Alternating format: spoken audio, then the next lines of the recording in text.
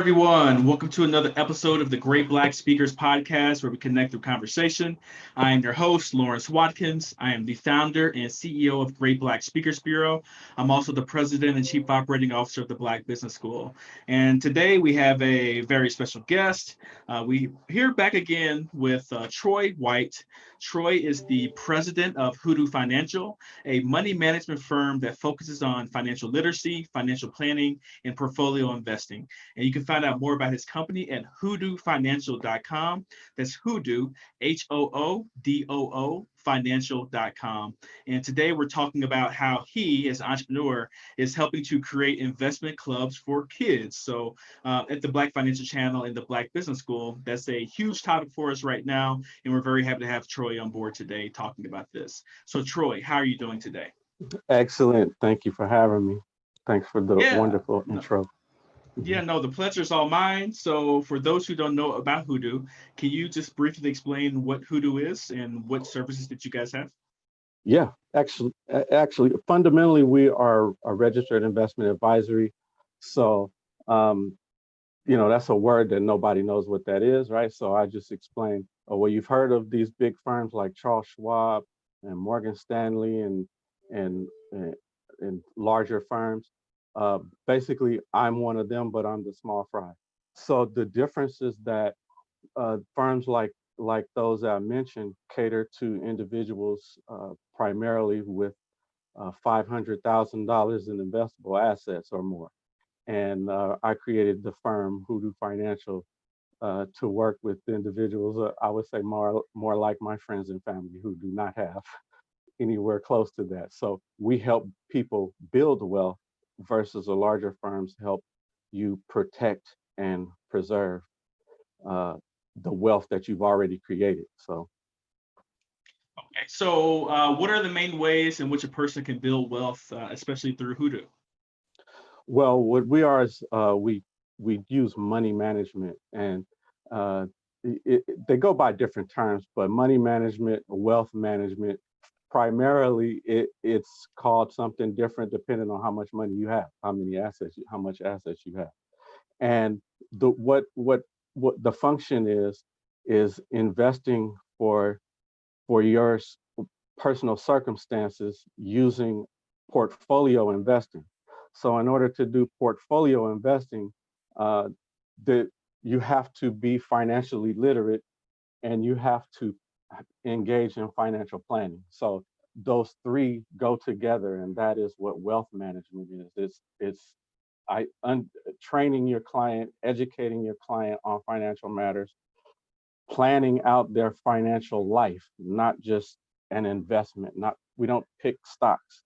We build portfolios for our clients that are designed from a risk management perspective to achieve their individual goals. So, as you know, everyone has multiple financial goals. So picking one stock here and there doesn't achieve their wealth management and their wealth goals. So, we just take stock picking to a very high tech perspective, basically.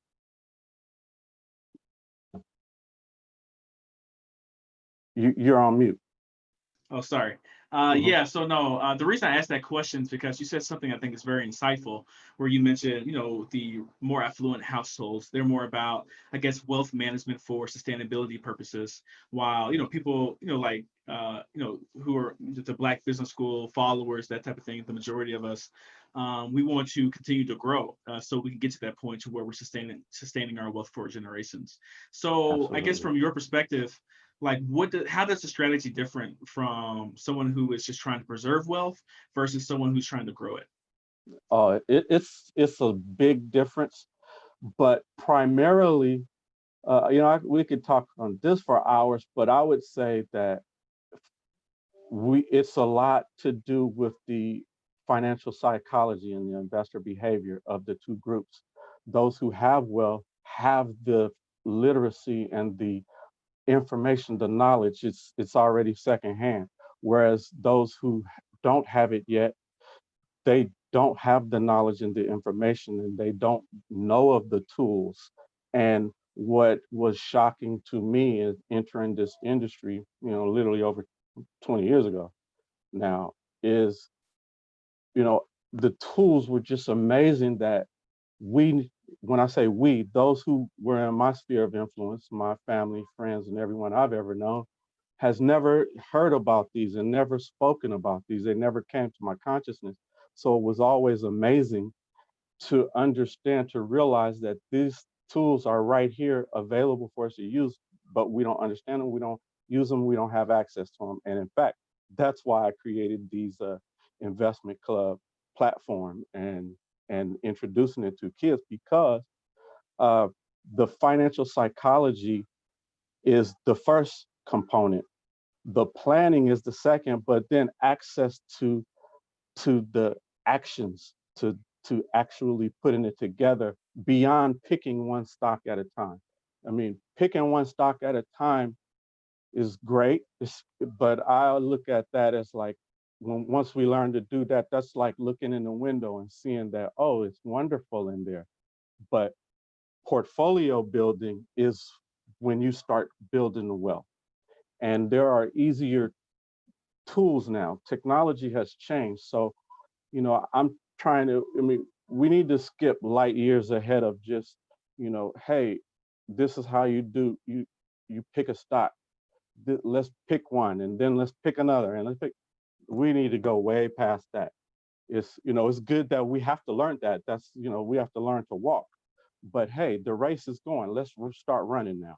The tools are available. It's a new world out here for fintech, is changing the game. And so that's where I'm trying to enter that and help my friends and family and those who are like me. Yeah, and you're trying to do a lot of that through, I guess, investment clubs. So, from your perspective, what are the benefits of investment clubs, and why did you decide to, I guess, create an initiative around investment clubs for kids? Well, I'm somewhat of an activist, but I don't like to march. So I'm an economic activist. So, that's where I see that changes can be made. And I'm a big time nerd on economics. So just seeing how an economy works theoretically, right? It requires us all to participate. So if we don't all participate in the economic cycle at various points, then we will always have 35%. Oh, Troy, you muted for a second. And the the solution that I see, I mean, there are many solutions, but we have to step into them. We have to build an infrastructure to enact the change. And one of those structures can be investment clubs. And I shouldn't even say it can be, it is. And it has been used, it is not new. It's being used all over the world, all over the country for many, many, many years by, all people, including African Americans. But as I mentioned, fintech, financial technology has changed. So the barriers that existed before have all fallen. It's time for us all to pool our resources, pick a goal, and get together and act and take action. And investment clubs can do that. Well, then let's talk about it because you always hear investment clubs as, and we're going as the Black Business School going to be going real deep into investment clubs over the next year or so as well. And we think it's a vehicle to organize Black capital. Shout out to Trey Baker. I've had him on here talking about investment clubs, and that's what he talks about. It's like the organization of Black capital and investment Absolutely. clubs being able to pull that type of or pull your money together to make that happen. But what's new is this concept of investment club for kids. So talk to us about how that works and what you're trying to accomplish by moving this investment club concepts to kids. Well, part originally, as we know, financial habits are uh, you learn them at an early age, and so this is although we have investment clubs for adults, I know if we're going to change the game, then we need to start as early as possible. So although parents, or adults may have an investment club, I'm encouraging them to start one for their kids as well, because we need to change their financial psychology, their investor behavior at an early age. To the package that we've created tries to solve some of the problems that exist around um, introducing financial literacy to children. So our program is geared to try to motivate, engage, educate, and then move them to action. That I mean, fundamentally, that's with all clients, but it takes on a different different meaning with kids. So financial literacy to kids, we're trying to teach them how to live a desired life, not to become a millionaire. The tools are going to, I mean, you know, your if your desire is to be a millionaire, then you'll use these tools to do that. There's no getting around it, right? So we want our kids to be independent, self-sufficient in their lives, and in a holistic way, we're trying to achieve that. So the way that financial literacy is learned by children is through their parents. So parents, children learn through observation of their parents and immersion in the life that the parents give them. So at the coffee table, the dinner table, they're going to hear discussions about the mortgage, the 401k, et cetera. Well, if the parent doesn't do that at home, the kid will not get that. Also, children learn through their teachers, right? But if there is no financial literacy curriculum at the school, they will not get that. Also, the community, the larger community, which is the organizations they belong to, um, or it could be a church group or something like that. Also, the extended family, but don't forget the peers as well. So peers, the other kids. Well, are the other kids getting this conversation at home? If they're not, then they're also reinforcing the financial illiteracy. And so we needed a method to address financial illiteracy. So in our kids club investment training program, the kid is my client. So I wanted to put, and I am a fiduciary to that client. So it's my job to ensure that that kid becomes financially literate, engages in financial planning, and is building their wealth. So that's the job that I'm taking on. So what does that look like in terms of building the wealth for the child? So in terms of that role, so for your clubs, are you bringing kids from the kids of your clients together to create something new? Are you looking to help parents to start like a investment club for the kids in their particular neighborhood? In terms of structure, what are you looking for, or what are you trying to accomplish in terms of the structure? I'm going to say to your questions, yes and yes, but more. So what I'm trying to do is for all, first off, there's no investment minimums. So I'm opening this up. There is literally no barrier. I can't see a barrier to to creating a club. So the club exists with 5 members or more. I recommend you cap it at approximately 20, because it gets harder to manage with more than 20. However, let's say hypothetically there's a group, a church group or something, a Sunday school, they want the Sunday school to have a club, and there are 30, 40, 50 kids. That's fine. It's just your group, you got to manage it. So, and I give counsel on that as well. But let me paint a picture for you. Let's say there's a school that has a K through 6th grade.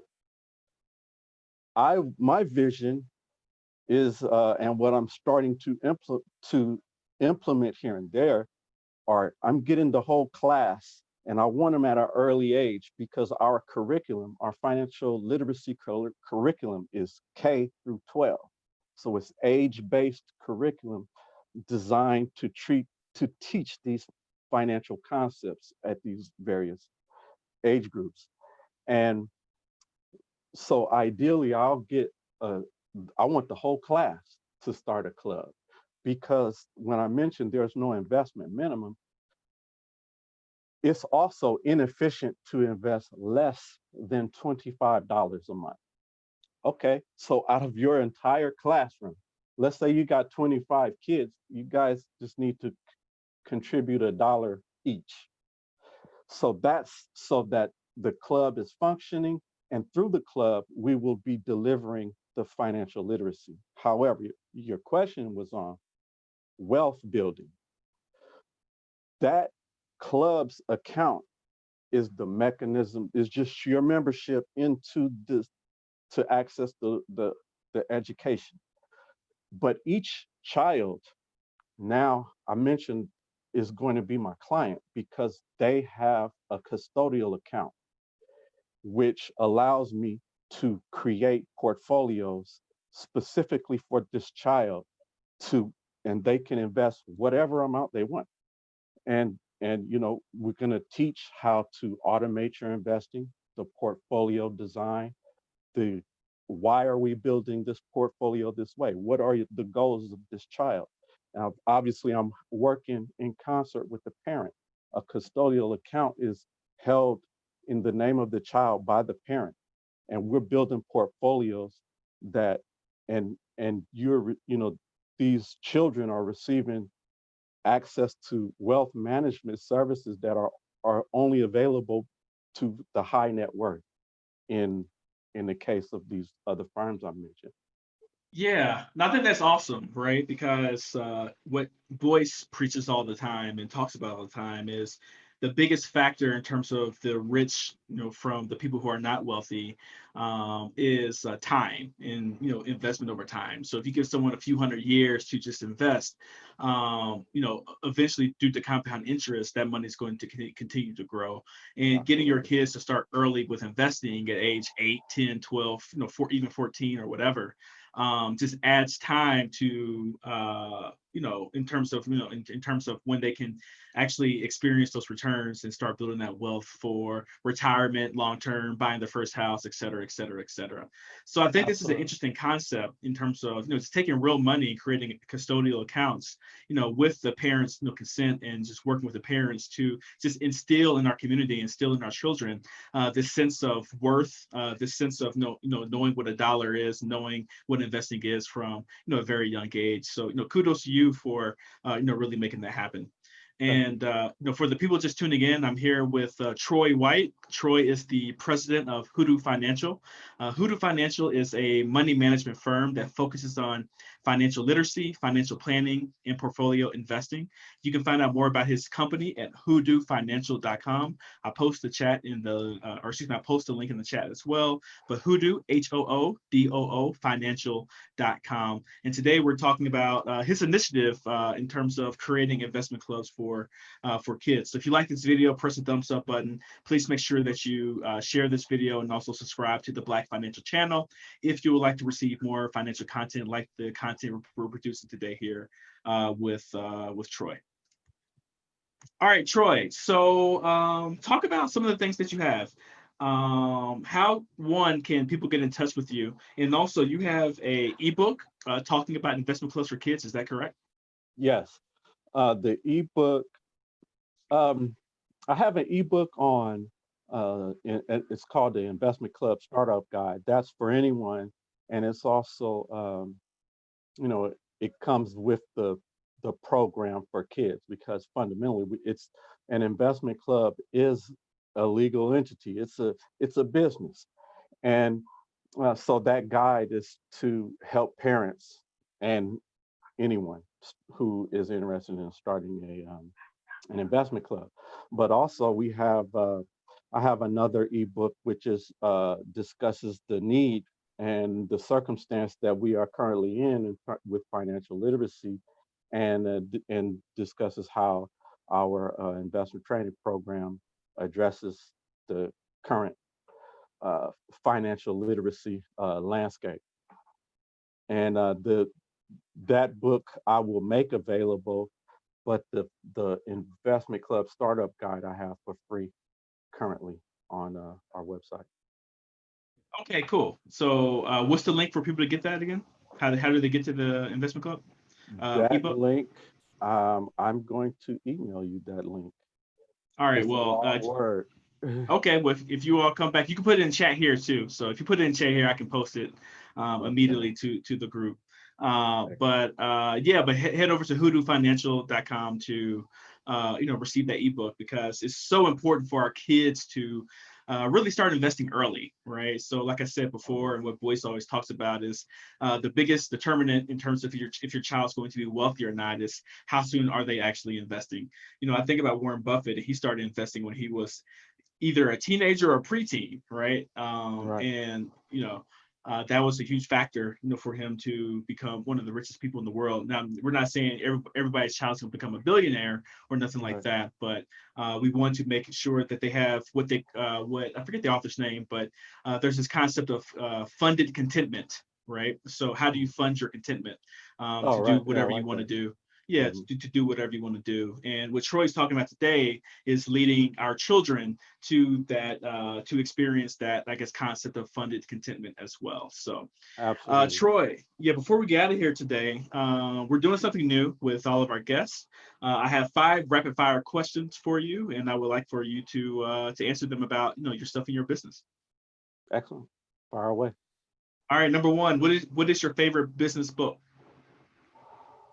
Well, I will say right now, uh, what's the name of that book?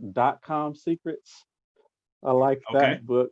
That's Brunson, Russell Yeah, Russell Brunson. Brunson. Okay. Yeah, yeah. Perfect. Number 2, are there any CEOs or companies that you're following right now that you're taking inspiration from or you're trying to emulate? CEOs or companies. I mean, there are lots of companies but there's no one. But I look at a lot of companies and try to merge some of the services, and but no one's doing what I want to do, primarily because none of the large ones, because you know I because of the clientele that I choose to service. So, but in terms of a CEO, I mean, there's one that came to my mind, and he's no longer the CEO, though. He just left, and that's the best CEO that I've ever known. Um, there's a firm that I work with, and his name is Sibley, but he just moved to. But there's no reference out there for him, I don't think. But he was the CEO of the Federal Home Loan Bank of San Francisco. Okay. That guy is excellent, but he's not even the CEO anymore. He Got just you. But left. yeah, but still, yeah, Yeah, but it's someone you still follow. So, yeah. number 3, who is your favorite historical figure from Black history? Oh man. Well, I'm born and raised and bred, educated to the fullest in Oakland, California. So I'm gonna say Huey P. Newton, free Huey. But Okay. but next to Huey, Oh, you muted. Hold on a second. to say uh, above both of them, I'm gonna have to say Nat Turner. I mean, is my favorite human being, and second to him maybe is uh, is Frederick Douglass. So that's 4. Okay. But if I have to pick Cool. one, I'm gonna say Nat. You gonna say Nat? All right. Wonderful. Mhm. How many hours sleep? He's about action. He wasn't by the action. Number 4, how many hours of sleep do you get at night? Man, not enough. Probably 6. You know, two. Let me see. I got 6. 6. 6. Okay, that's pretty good. That's not terrible. Yeah. Yeah. So it's not 8 hours or nothing like that, but it's not terrible. So Right. that's cool. My last question is, what advice would you go back and tell your 20-year-old self? Oh, I would sit that dude down and say, man, sit here, let me talk to you, man. I would say, oh, I would tell him, man, no, go left. That's about to happen tomorrow. Turn left right there. Don't make that move. But besides little pointers like that, the biggest mistake that I made was, I'm a lifelong learner, and unfortunately, I've had to work my whole life while going to school. So since high school, I've been doing entrepreneurship, brokepreneurship, jobs here and there, all the way since high school while trying to go to school. And so there was times where there were chunks where I didn't even go to school, where I could have just took one class at a time and never stopped. That's the argument in my head all the time that I wish I had told myself. So, is be more determined, even though, I mean, I probably couldn't say that, but just, hey, don't stop taking the classes. Don't have those big breaks, because I would have accomplished more a long time ago. Wonderful. So Troy, thank you so much for your time. Today we've been here with Troy White. Troy is the president of Hoodoo Financial. Hudu Financial is a money management firm that focuses on the financial literacy, financial planning, and portfolio investing. You can find out more about his company at hoodoo.financial.com. That's Hoodoo, Hoodoo, financial.com. And today we've been talking about investment clubs and investing, especially for children. And if you like this video, please press the thumbs up button. Please share this video and also subscribe to the Black Financial channel if you would like to receive more financial content like the one or like the content that we've been producing today here with Troy. So on behalf of the Black Business School, you all take care, be blessed, and have a wonderful day. And I'll talk to you later. Bye-bye.